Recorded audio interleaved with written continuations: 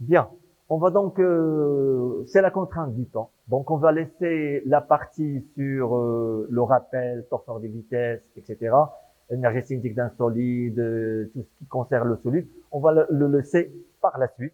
On va aujourd'hui donc, si vous voulez, parce qu'on est un petit peu pressé par le temps, on va donc commencer le principe d'Alembert, le principe de puissance virtuelle, le principe des travaux virtuels.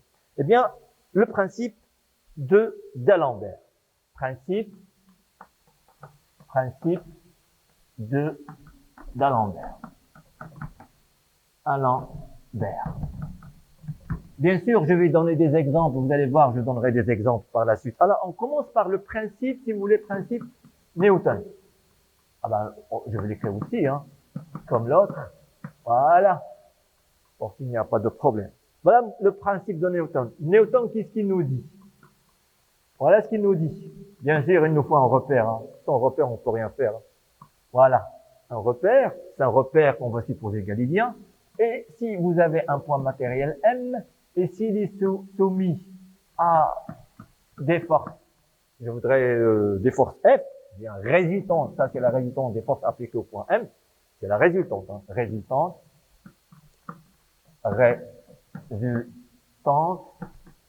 des forces appliquées à M. D'accord? Résultante des forces appliquées à M. Eh bien, qu'est-ce qu'il nous dit Newton? Il nous dit qu'il existe un repère, ou bien un référentiel dit galiléen, qu'on appelle galilien, dans lequel, si vous voulez, F, et ça on le sait, F est égal la masse, bien sûr la particule de masse M, j'ai une particule M de masse M au mouvement par rapport au repère, hein. F est égal l'accélération de M par rapport à R. Ça c'est ce qu'on a toujours appelé le PFD, hein. Ça c'est notre PFD. Alors, ça c'est la résultante des forces appliquées au point M, et ça, ce qu'on appelle, c'est la résultante, ou bien la quantité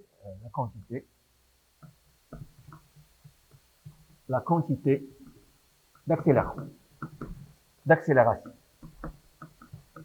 C'est les rations, bien sûr, de M par rapport à RG. La quantité d'accélération de M par rapport à RG, de M par rapport à RG. Ça, c'est le PFD, ce qu'on a toujours noté, le PFD. Le PFD. Principe fondamental de la dynamique. Vous trouvez aussi le principe fondamental de la statique, mais le principe fondamental de la statique est un cas particulier du principe fondamental de la dynamique. C'est pour ça qu'on a toujours intérêt à travailler sur le principe fondamental de la dynamique. Là aussi, je ne vais pas passer par la statique, je vais directement attaquer la dynamique. Hein. Alors, Alembert, le principe d'Alembert, voilà ce qu'il dit. Principe d'Alembert.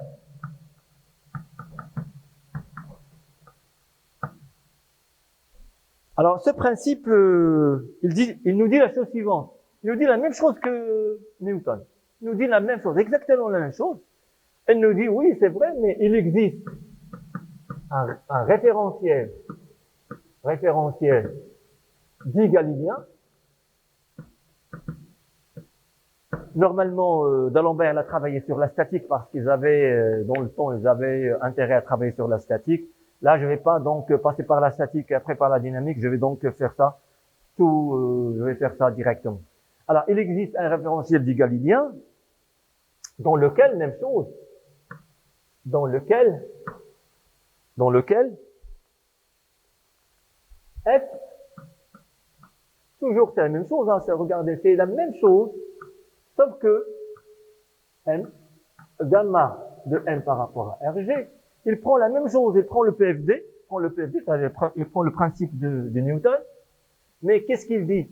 Il le multiplie par un déplacement virtuel de M, des deux côtés, En multipliant des deux côtés, je m'excuse, je vais multiplier des deux côtés, des deux côtés.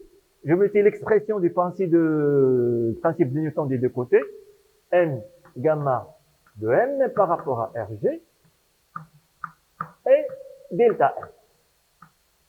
Il nous dit la chose suivante, si ceci est vrai, si f est égal à m gamma est vrai, alors f delta m fois est égal à m gamma de m par rapport à r delta m, et ceci, je vais le mettre ici, c'est mieux, et ceci avec parenthèse, je mettrai ceci à l'intérieur de la parenthèse, et ceci quel que soit le déplacement delta m que je donne au point m. Eh bien, cette chose-là, déjà, si vous voulez, déjà, je vais vous dire la chose suivante. Alors, cette chose a bouleversé le problème de Newton, le principe de Newton, parce que il nous dit la chose suivante. Il nous dit la même chose, sauf qu'il nous parle de travail virtuel des forces appliquées à M est égal au travail virtuel des quantités d'accélération. C'est ça ce qu'il nous dit. Le travail, ça c'est le travail virtuel des quantités d'accélération. D'accélération de M par rapport à Rg. Il nous dit la même chose, il existe en référence tel que alors, le travail virtuel des forces appliquées à M, ça c'est le travail virtuel des forces appliquées à M, est égal au travail virtuel des quantités d'accélération. Et ceci, quel que soit le déplacement de M. Normalement, quel que soit un vecteur X que vous mettez ici, quel que soit le vecteur X que vous mettez ici, si cette chose est vraie, alors cette chose est vraie. Le problème, c'est que ça généralise ça. Le principe d'Alembert, il généralise le principe de Newton. On va voir comment on fait cette généralisation. Bien.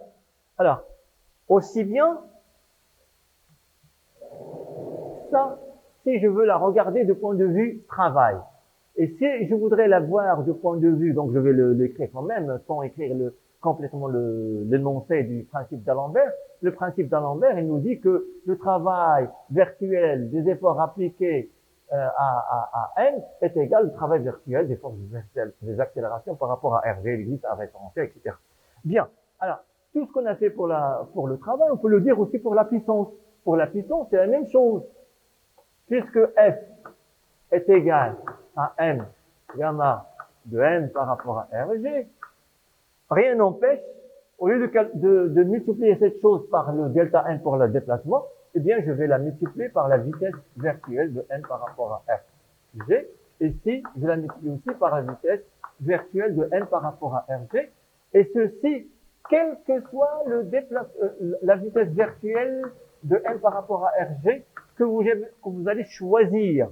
Et quel que soit le déplacement que vous allez choisir. Normalement, on va voir qu'on peut choisir ces choses. On peut généraliser encore davantage. Regardez. Normalement, le principe de Newton, c'est quoi? C'est R est égal à M gamma. Gamma de M par rapport à RG. Ah ben, si ceci est vrai, j'aurai aussi F scalaire, un vecteur X, est égal à M gamma de M par rapport à RG, scalaire, le même vecteur X. Et ceci, quel que soit le vecteur X. Alors, que le vecteur X est égal à dm. Si le vecteur X, si je prends par exemple le vecteur X, c'est le dm, je vais avoir le travail réel des forces appliquées à M est égal au travail réel des forces d'accélération. Et si je prends le X égale delta M, je vais avoir le travail virtuel des forces appliquées à M est égal au travail virtuel des quantités d'accélération. Et si je prends le X est égal à la vitesse de M par rapport à R0, la vitesse réelle, je vais avoir la puissance réelle des efforts appliqués à M est égale à la puissance réelle des quantités d'accélération. Et si je prends le X est égal à la V étoile de M par rapport à R0, la vitesse virtuelle, je vais avoir la puissance virtuelle des efforts appliqués à M est égal à la puissance virtuelle des quantités d'accélération. Et on voyait très bien que déjà, on commence à sentir qu'il y a quand même une généralisation. Hein, il y a une généralisation. Bien sûr, cette généralisation, on va la sentir lorsqu'on aura donc exprimé le théorème le principe des puissances virtuelles. Bien. Alors, on va passer, si vous voulez, au principe des puissances virtuelles.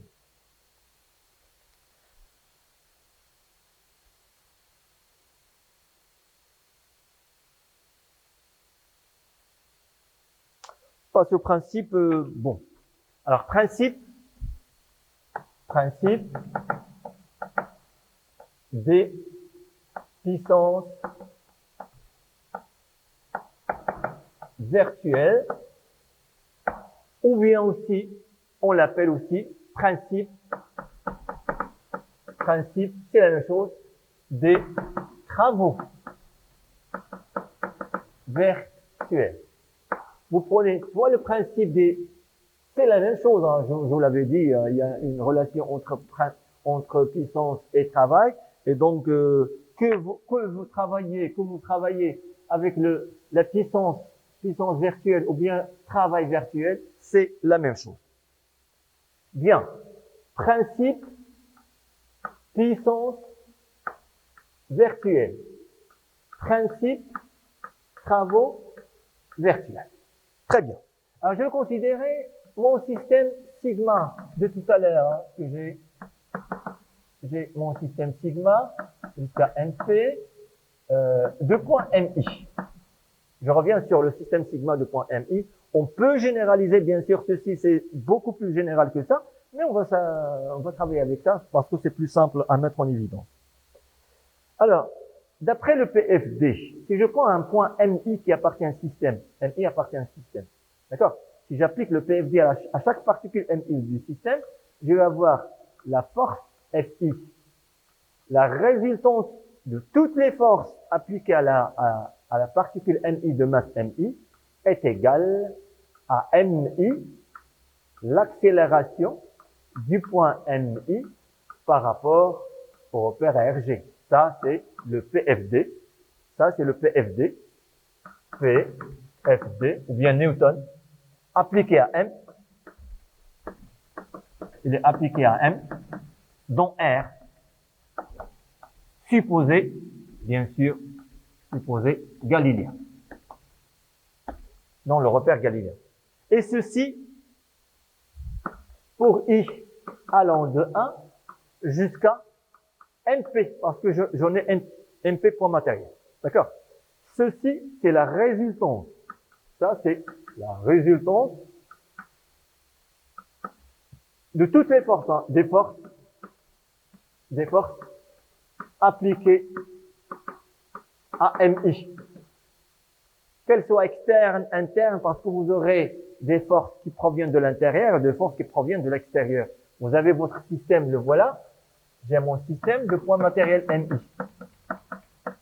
Si je prends le point MI, que le point MI, j'ai des forces qui peuvent provenir, bien sûr, les forces extérieures. Les forces extérieures, elles vont provenir du système lui-même, des points matériels du système, mais elles peuvent provenir aussi de l'extérieur de sigma. Elles peuvent provenir de l'extérieur de sigma, comme par exemple le poids, etc. Alors la masse MI, le point MI de masse MI. Ça, c'est le PFD. Alors, cette force-là, qui est la résistance des forces, on va donc la séparer en deux. Regardez, cette séparation elle est très intéressante pour faire le calcul par la suite. Le FI, je vais le subdiviser en deux parties. Le FI, je mettrai un petit D pour dire que ce sont les forces données, plus le FI, ce sont les forces de liaison. Donc, j'ai séparé cette résultante en deux forces, les forces données. FD, ce sont les forces données. FD, oh là là, je vais l'écrire ailleurs.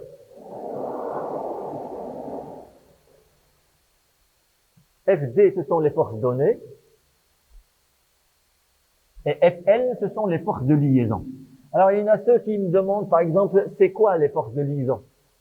Bien sûr, regardez. J'ai par exemple, ce système qu'on va étudier par la suite. Je vais le donner un exemple sur un système qu'on va étudier par la suite. Voilà, j'efface d'abord. Et on va revenir aux forces données et aux forces de liaison. Voilà.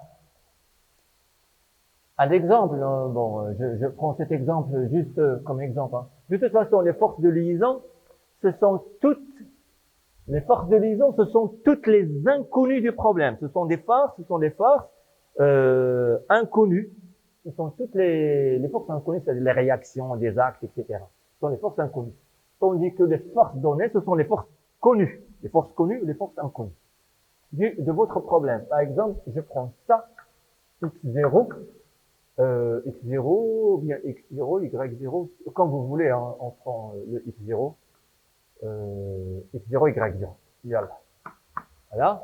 Et je prends ici, au 0. Ça, c'est un exemple qu'on va traiter par la suite. Je prends deux tiges. J'ai deux tiges de longueur L et de masse M. Elles ont la même masse. J'ai deux tiges de même masse, Elles sont articulées. La première est articulée en O, 0, et la deuxième est articulée à la première au point O. Pardon, au point A. Cette articulation, bien sûr, une tige tourne sur l'autre. Et là, la tige, elle peut tourner autour de l'origine. Et j'ai ici sur l'axe X, je suppose ici que j'ai une force qui agit sur la tige. J'ai une force F qui agit sur la tige. Ça peut être une force d'un ressort, etc. Pour l'instant, je ne vais pas donc mettre ceci directement. Et là, j'ai un point B. Là, le point B. Je suppose que la tige 2, la deuxième tige, à son extrémité, à cette extrémité, elle peut glisser sans frottement sur l'axe X0. Elle peut glisser, bien sûr, sous l'effet de la force, ou bien sous l'effet de déplacement du système, elle peut glisser le long de l'axe X0. D'accord? Voilà.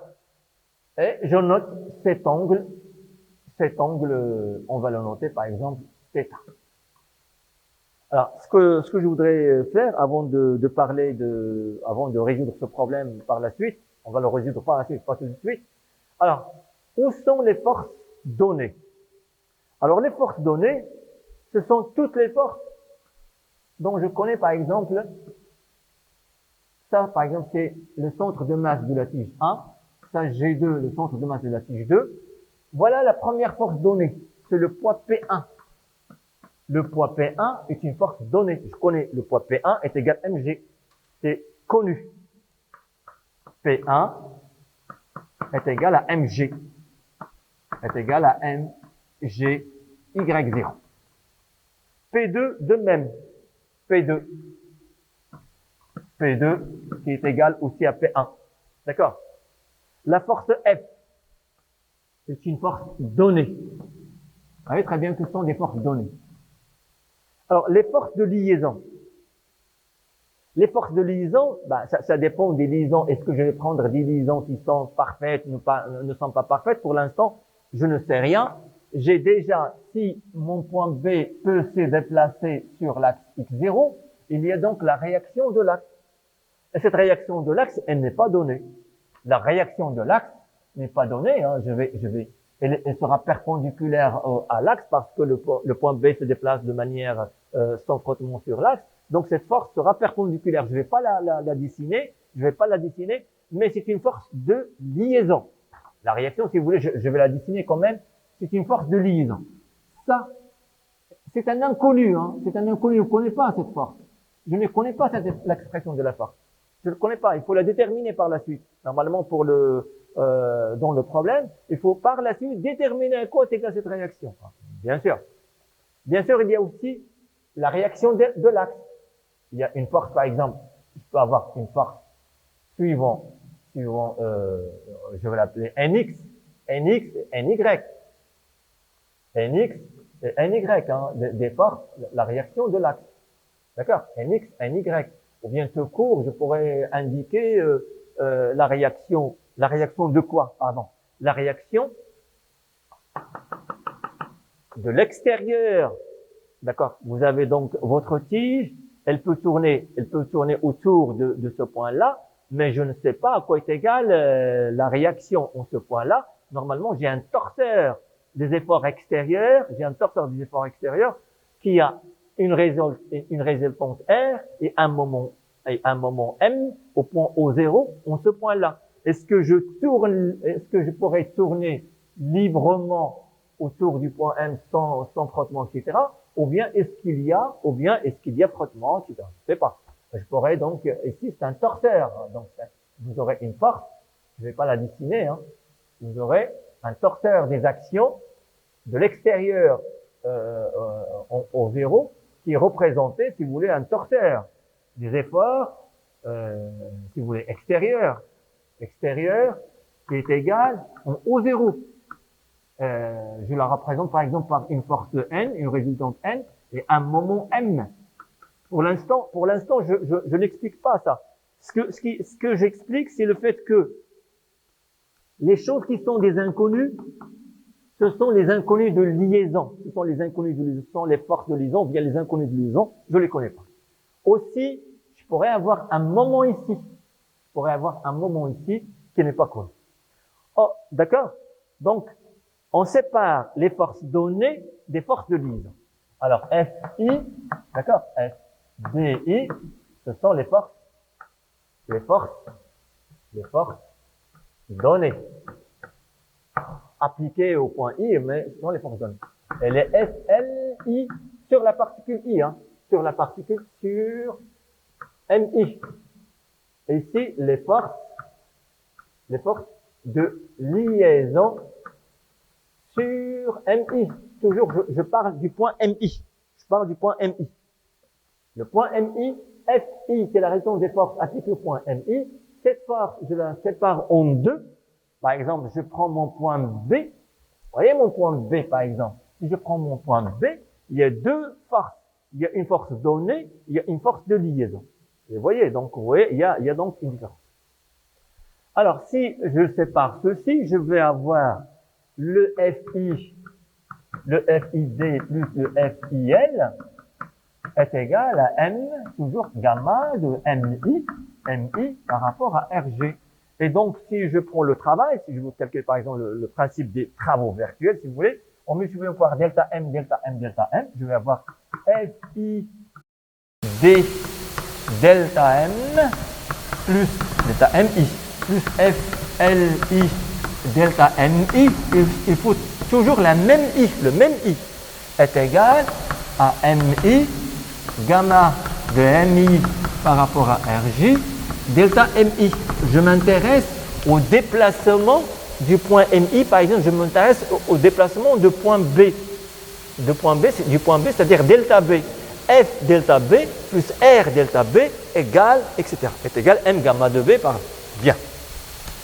Alors, si j'ai ça, et ceci, j'ai oublié de le dire, et chaque fois j'ai oublié de le dire, quel que soit I, ceci, cette relation est vraie pour I est égal à 1 jusqu'à NP, nombre de points matériels.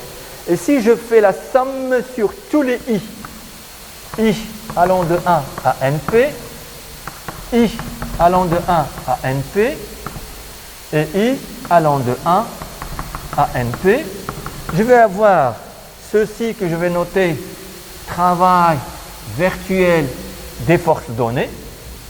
D, vous la mettez en bas ou en haut. D, le travail virtuel des forces données, plus le travail virtuel des forces de liaison, travail virtuel des forces de liaison, c'est ça, est égal le travail virtuel des quantités d'accélération. Ça, c'est le travail virtuel des quantités d'accélération. Virtuel, hein, c'est delta WA. Eh bien, j'obtiens le principe des travaux virtuels qui nous dit que le travail virtuel des forces données plus le travail virtuel des forces de liaison est égal au travail virtuel des forces d'accélération. Il y en a ceux qui prennent ce terme à l'intérieur, vous pouvez le mettre à l'intérieur avec un moins, etc. Ça n'a pas d'importance, l'important c'est le principe lui-même, c'est le principe des travaux virtuels. Alors on l'a écrit comme ceci, pourquoi? Parce qu'on a intérêt à éliminer les forces de liaison par la suite. D'accord? Les forces de liaison, normalement, lorsque vous faites un problème avec le PFD, il faut déterminer les paramètres de position de votre système et les forces de liaison. Il faut déterminer tout.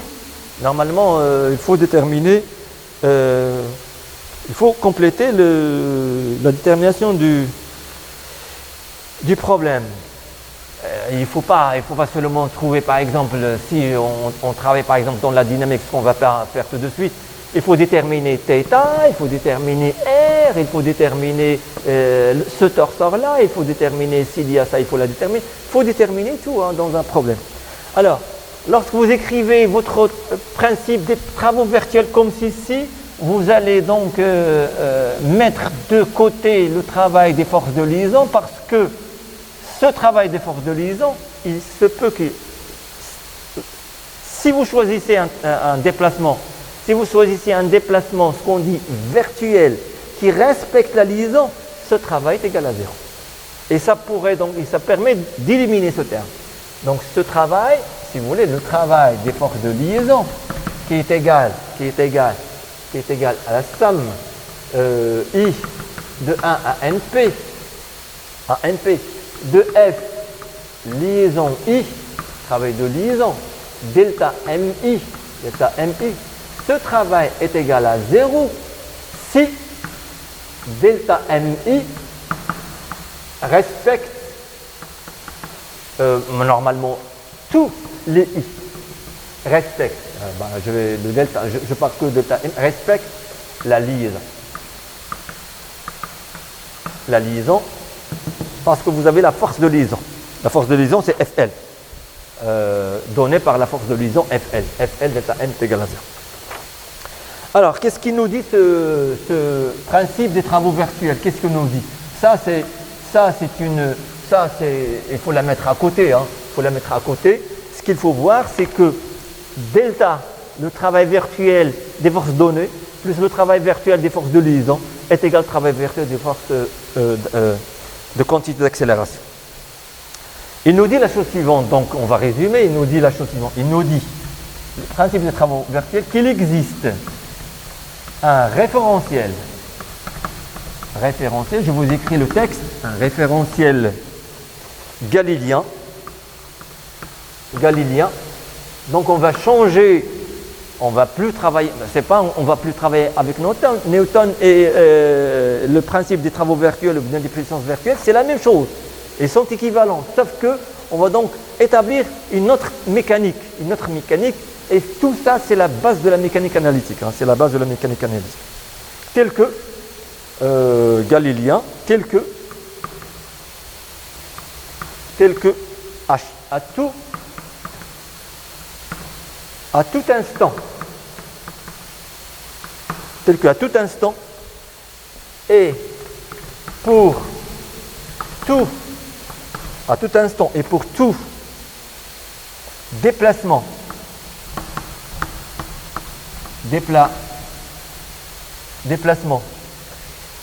virtuel,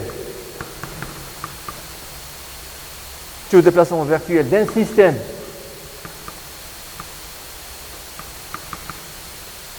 sigma, ici c'est dans le cas général,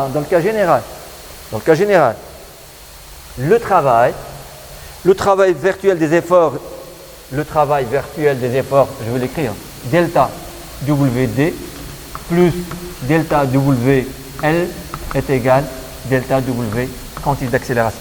Le travail virtuel des forces données plus le travail virtuel des forces de liaison est égal au travail virtuel des quantités d'accélération. Et ça, c'est le principe des travaux virtuels. Donc on a la même chose pour le principe des puissances virtuelles. On va donc, pour le principe des puissances virtuelles, vous aurez la même chose. Au lieu d'appliquer, je ne vais pas le... Bon, si vous voulez, on peut le réécrire. Le même principe, hein. Le même principe, sauf que je vais utiliser la vitesse virtuelle. Et si j'utilise la vitesse virtuelle, j'aurai le principe des puissances virtuelles. Le principe des puissances virtuelles, il va nous dire la même chose. Au lieu de multiplier par le delta MI, je vais multiplier par V étoile I. Et V étoile I, c'est quoi? C'est delta MI fois dt, fois dt, fois dt. Donc vous allez avoir la puissance virtuelle des forces données, plus la puissance virtuelle des forces de liaison, est égale à la puissance virtuelle des quantités d'accélération. La même chose, le principe des puissances virtuelles, il nous dit que la puissance virtuelle des forces données plus la puissance virtuelle des forces de liaison est égale à la puissance virtuelle des quantités d'accélération. Puissance virtuelle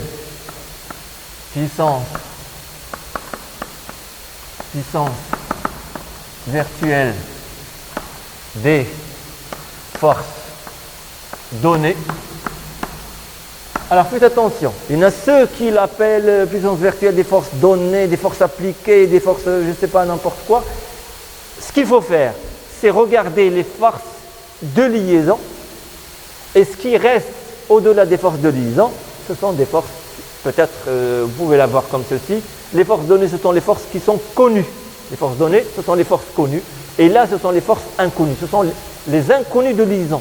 On les appelle les inconnues de liaison, ce sont les forces qui sont responsables, responsables du travail ou bien de la puissance des forces de liaison. Alors, puissance virtuelle des forces données par rapport à RG, etc. Et ici, c'est la puissance virtuelle des forces de liaison, des forces données, des forces de liaison. Et ici, c'est la puissance virtuelle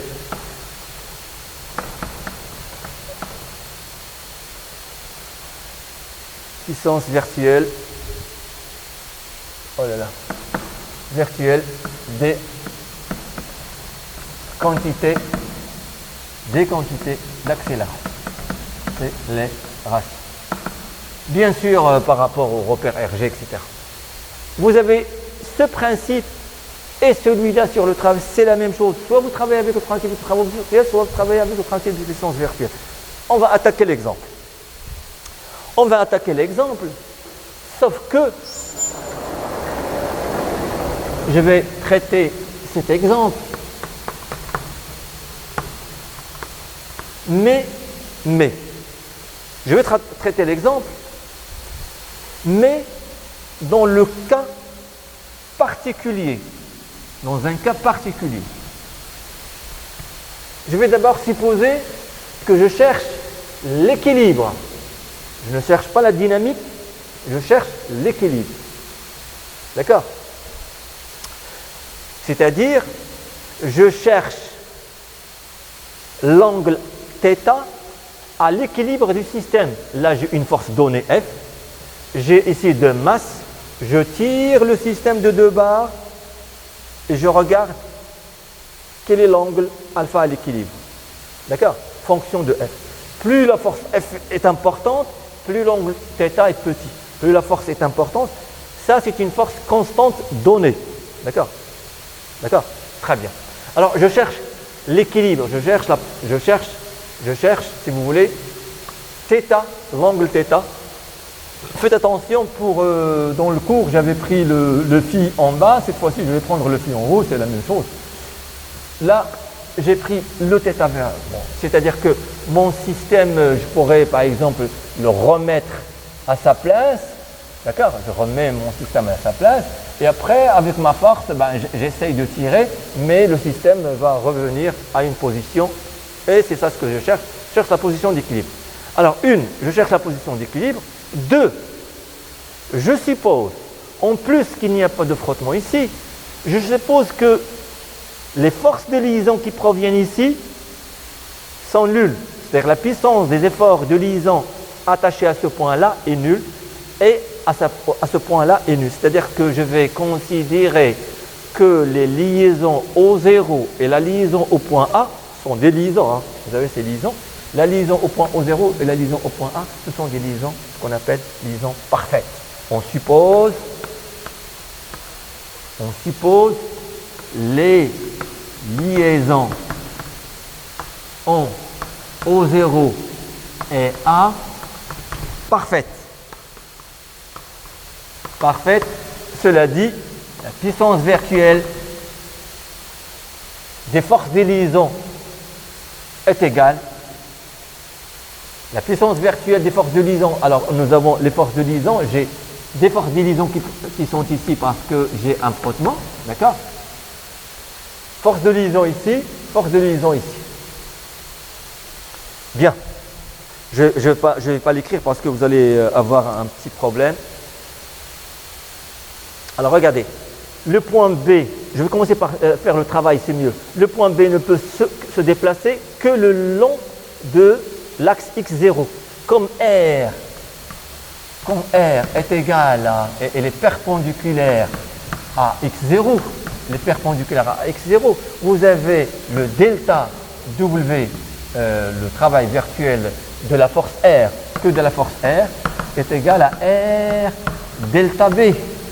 Comme delta B, si je prends un déplacement virtuel qui respecte la liaison, si je prends un déplacement du point B, un déplacement virtuel qui respecte la liaison, j'aurai le delta B, il est sur x0, le R, il est sur y, si vous voulez, les perpendiculaires, ce travail-là est égal à 0. Et même chose, la puissance virtuelle liaison, hein, donc le travail est égal à 0. Liaison, je mettrai liaison pour l'instant que pour celle-ci, mais aussi pour celle-ci et celle-ci. Sauf que ça, ce sont des définitions qu'on verra par la suite, que ce sont des liaisons parfaites. Très bien. Alors, je reviens donc à mon problème. Je m'intéresse à l'équilibre. Eh bien, à l'équilibre, j'ai déjà le travail d'effort, le travail virtuel des forces d'accélération est égal à 0 parce que je suis à l'équilibre. À l'équilibre, j'aurai tous les points sont à l'équilibre, c'est-à-dire les gamma i sont équilibre, donc la somme est égale à 0. Et donc vous aurez le travail des forces d'accélération, le travail virtuel des quantités d'accélération est égal à 0. Et comme par ailleurs aussi le travail des forces de liaison est égal à 0, les liaisons parfaites, on les appelle des liaisons parfaites. Toutes les liaisons sont parfaites. La liaison ici elle est parfaite, la liaison ici elle est parfaite, la liaison ici est parfaite, elles sont sans perte. Elles sont sans perte. J'aurai donc est égal à 0. Ah, qu'est-ce qu'il me reste? Il me reste à l'équilibre. Donc à l'équilibre, voilà ce qu'il me reste à trouver. À l'équilibre. Ça, c'est pas terrible comme exemple, mais quand même, c'est pas les exemples qu'on va traiter en mécanique analytique. On va traiter des exemples plus importants que ça, mais c'est un exemple quand même intéressant. Donc à l'équilibre de mon système, à l'équilibre, je cherche l'équilibre, il me reste seulement delta W donné est égal à 0. Alors, écrire delta W des forces données, c'est quoi? Delta W des forces données. Alors, les forces données, c'est P1. Le poids P1 est appliqué au point G1, donc je vais mettre delta G1, parce qu'il est appliqué au point G1, donc delta G1, plus le poids P2, delta G2, plus la force F qui est appliquée au point B, delta B. Et ceci est égal à 0. Je ne peux rien conclure. Il faut que je transforme tout ça fonction de delta θ. Parce que je parle d'un déplacement. Si j'avais pris la puissance des forces données, je pourrais aussi dire ou bien on peut le faire par la suite. Puissance virtuelle des forces données est égale à 0. C'est équivalent. Hein. C'est équivalent. Vous allez trouver les mêmes équations. Travaillez avec ça ou travaillez avec ça, vous allez trouver les mêmes équations. Alors, je vais travailler avec celle-ci. Alors, exprès, je voulais donc montrer doucement comment on fait parce que je pourrais le calculer rapidement, mais je ne vais pas le faire. Je pourrais, normalement, lorsque je déplace un petit peu mon système, si je déplace un petit peu mon système à partir de la position d'équilibre, supposons que ça c'est la position d'équilibre, je le déplace un petit peu vers ce côté ou bien vers ce côté, comme vous voulez. Si je le déplace vers ce côté, vous allez avoir par exemple votre système qui va descendre un petit peu et votre point B qui va revenir ici. Si je le déplace vers l'avant, vous allez avoir ceci. D'accord? Je vais déplacer, donc je vais exprimer tous les déplacements. Je vais exprimer tous mes déplacements en fonction de l'angle θ. Si j'avais pris la puissance, il faut que j'exprime tout en fonction de θ point étoile. Là, je prends donc le travail virtuel. Pour le travail virtuel, je vais donc exprimer le delta en fonction de delta θ. Delta G1, delta G2, etc. Alors, pour cela, eh bien, j'exprime O0 G1. Je fais un calcul, si vous voulez, bête, directement et bêtement. OG1, je donne OG1. OG1, donc longueur L, donc c'est L sur 2, cosinus θ et sinus θ. Cosinus θ, c'est ça, hein? L sur 2, cosinus θ, sinus θ, je prends que les deux variables. Hein. Alors, G2, OG1, O0, G1, c'est L sur 2 le cosinus θ sur x0, et le reste c'est L sur 2 sinus θ, y0. Alors pour G2, ils auront la même projection sur y, je vais avoir OG2, O0 G2, même projection sur y, c'est-à-dire L sur 2 sinus θ, c'est la même, sauf que sur voilà, donc j'ai la θ, c'est la moitié, vous allez avoir ici aussi l'angle θ. D'accord? Vous allez avoir aussi l'angle θ. Alors vous allez avoir 1, 2, 3, 4. Bon, non. Ah ben c'est 3. Vous allez avoir L sur 2 cosinus θ, L sur 2 cosinus θ, L sur 2 cosinus θ. Ça vous fait 3 sur 2, 3L sur 2 cosinus θ. Voilà, au G2. C'est-à-dire que cette projection ici, c'est L sur 2 cosinus θ. Cette projection ici, c'est L sur 2 cosinus θ. Et cette projection ici, c'est L sur 2 cosinus θ jusqu'à ce que vous arrivez sur... Et pour le B, O0B est égal au 0B, c'est très simple. C'est L cosinus θ et L cosinus θ, ça fait 2L cosinus θ. 2L cosinus θ x0. C'est très bien, c'est fini. Il faut commencer par faire ça. Une fois que vous avez fait ça, c'est-à-dire que vous allez, pour chaque point, il faut trouver ses positions. Pour ne pas chercher la position du point A, est-ce que je vais descendre, parce que normalement, le point, si j'avais par exemple une force au point A, le point A il ne fait pas que descendre, il se déplace comme ça, il se déplace comme ça. Le point B, donc, il a un seul déplacement.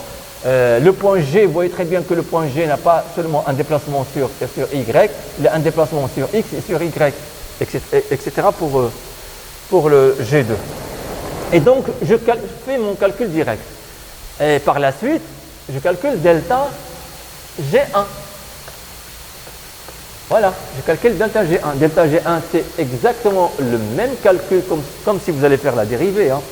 C'est moins sinus θ delta θ. Et ici, je vais avoir cosinus θ delta θ. Delta G2 est égal 3 demi moins 3 demi sinus θ delta θ. Et là, c'est L sur 2 cosinus θ delta θ. Vous voyez très bien que je vais donc remplacer pour avoir le delta θ partout dans mon équation. Et une fois que j'ai ça, je pourrais donc tirer mon équation.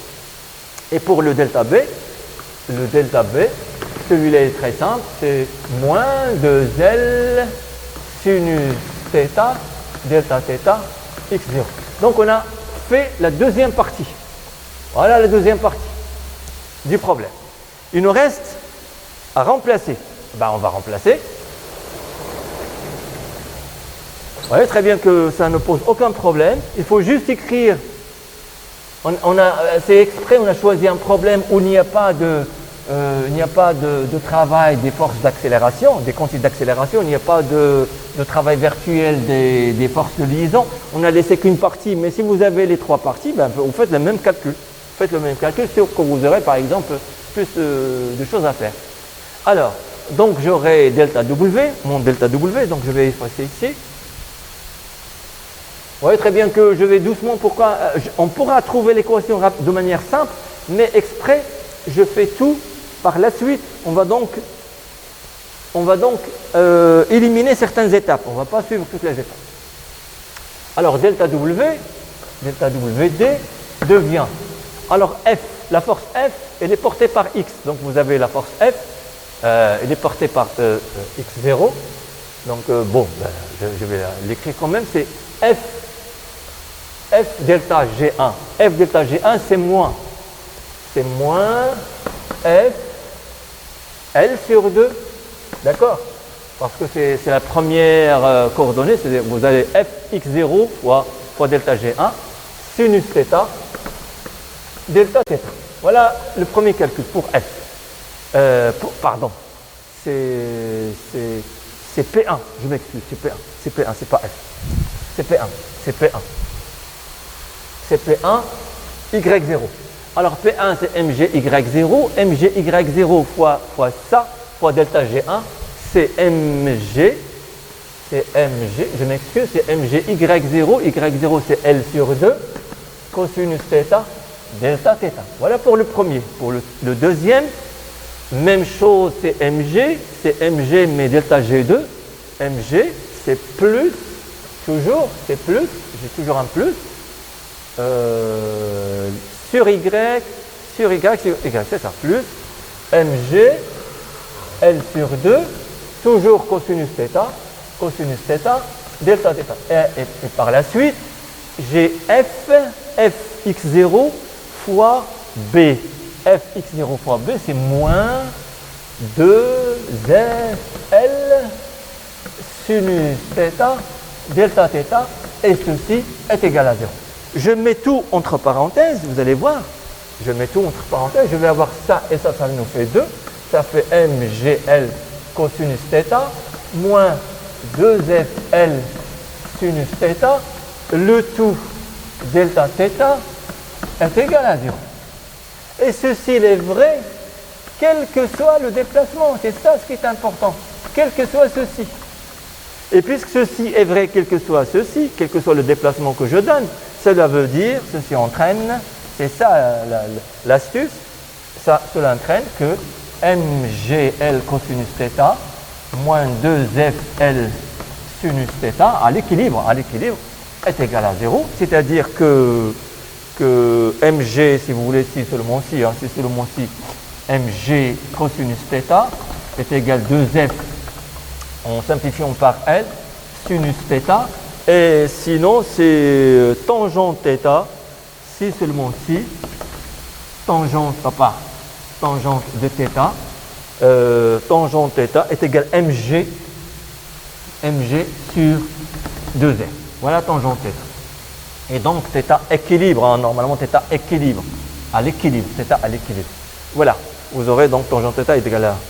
Alors, en cours, nous avons pris l'angle en bas, or sinus et cosinus, donc vous allez trouver, donc c'est la même chose, hein, parce qu'il y a inversion du sinus avec le cosinus. Je ne sais pas si on pourra donc faire un deuxième exemple, sinon donc je passe. Alors la prochaine fois, donc on va revenir sur... Alors je vous le donne quand même, je vous donne l'exemple.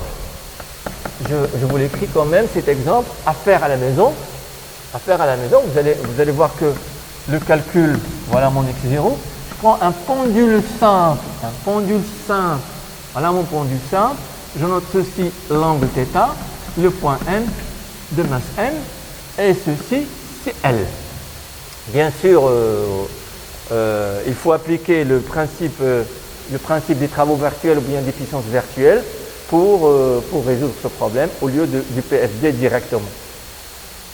Alors, la force de liaison ici, regardez, si vous regardez donc là, en appliquant le PFD, regardez si j'applique que le PFD, le PFD, il me donne T plus P est égal à M gamma de M par rapport à RG. Supposons, le repère est supposé égaler bien.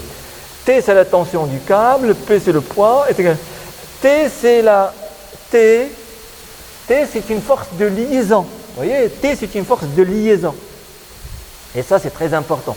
T, qui est ici, c'est une force de liaison.